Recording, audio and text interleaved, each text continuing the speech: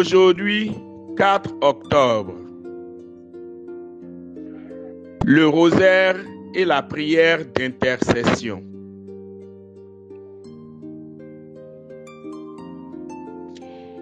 Il faut nous pénétrer d'une grande vérité qui n'est pas assez connue. C'est que le chapelet est une âme puissante entre les mains d'un chrétien. Le père Jean-Édouard Lamy, 1853-1931, est un prêtre mystique français qui exerçait un ministère de délivrance. Au cours de son ministère, il fait l'expérience de la puissance du rosaire, surtout dans les luttes spirituelles profondes contre le démon et ses anges. Il conseille alors la prière quotidienne du chapelet comme l'arme la plus forte contre les forces du mal.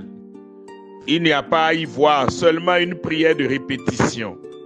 Pour lui, le rosaire est un instrument divin d'intercession et de protection donné par Marie pour triompher du mal et du péché dans le monde de ce temps.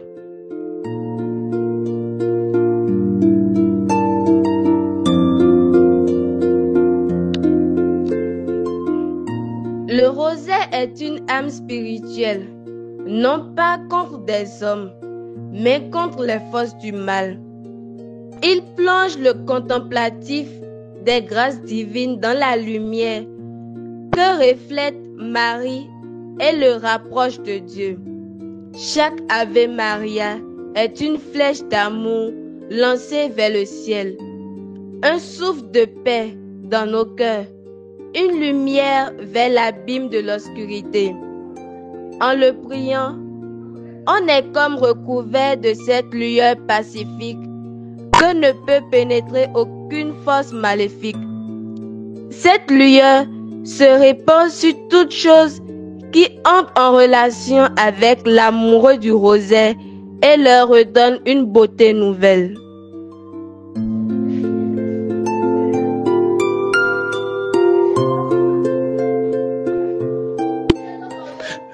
Dans les moments de tourment, surtout avec des forces invisibles, réelles ou supposées, faisons l'effort de garder à notre esprit que la femme a écrasé la tête du serpent.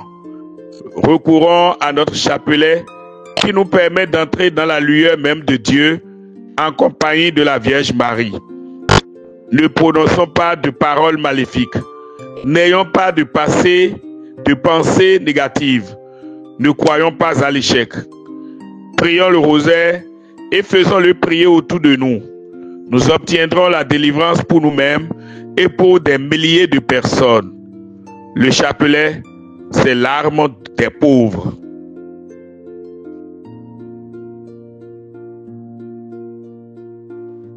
Aujourd'hui, prions le rosaire pour les personnes persécutées par les mauvais esprits, hantés par la sorcellerie, possédés par les forces des ténèbres.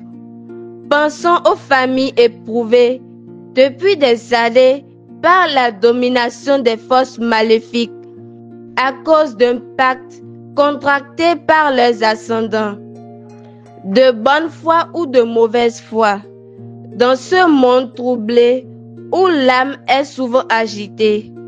Prions aussi pour que le Seigneur nous délivre des liens que nous aurions contractés par imprudence ou avidité, de façon innocente ou même coupable.